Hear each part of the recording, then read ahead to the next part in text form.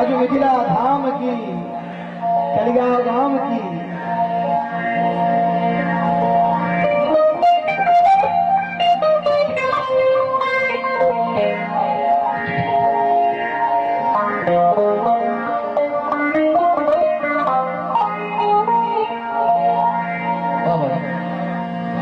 बहिन सिया सुकुमारी सिया चनका दुलारी बहिन सिया सुकुमारी सिया चनका दुलारी रघुबर कैलन ससुरारी जनकपुर में एहन सुंदर मिथिला धाम दोसर पायक होने का एहन सुंदर मिथिला धाम दोसर पायक होने का दोसर पायक होने का दुल्हा दुल्हन सीताराम जनकपुर है दुल्हा दुल्हन सीताराम जनकपुर एहन सुंदर मिथिला धाम दोसर पायक होने का एहन सुंदर मिथिला धाम दोसर पायक होने का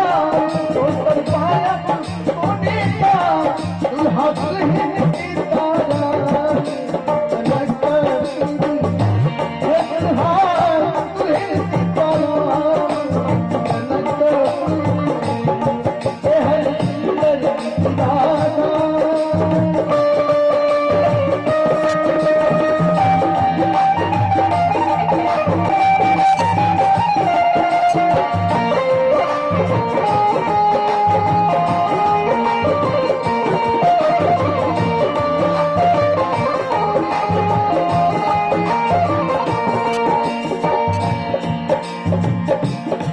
हमने सर्व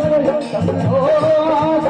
जखन मिथिला हमर बास हमने सर्व संतोष जखन मिथिला हमर बास जखन मिथिला हमर बास हमर बहिन बासैया हमर बहिन बासैया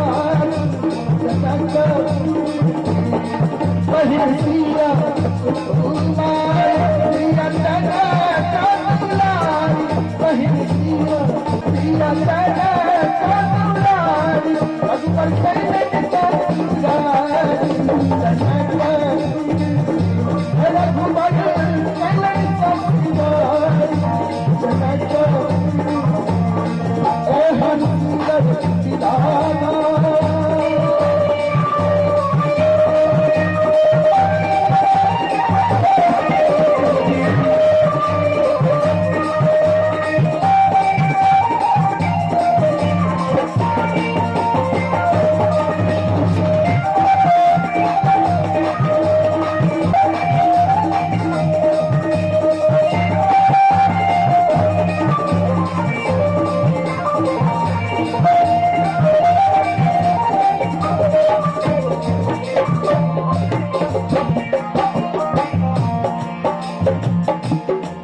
हमरा तीरथ के पुन काम जखन मिथिला चारू धाम हमरा तीरथ के पुन काम जखन मिथिला चारू धाम जखन मिथिला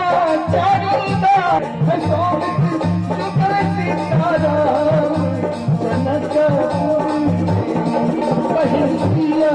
सुकुमारी सिया चनका दुलारी बहिन सिया सुकुमारी सिया चनका दुलारी रघुबर कैलन ससुरारी दुल्हा दुल्हन सीताराम जनकपुर एहन सुंदर मिथिला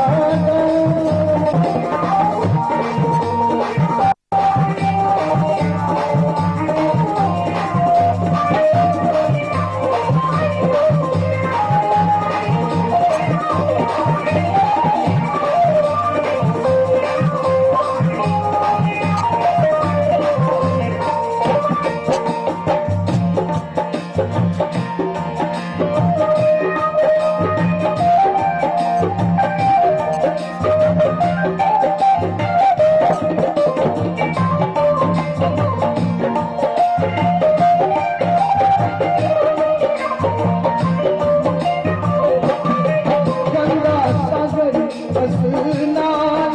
दर्शन करब भगवान गंगा सागर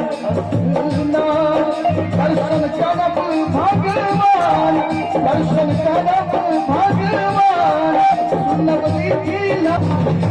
सुनब मिथिला पुराण जनकपुर में हम सूरज तिराना तो सरमायत मानिता हम सूरज तिराना तो सरमायत मानिता दुल्हा दुल्हन की सारा जनकपुर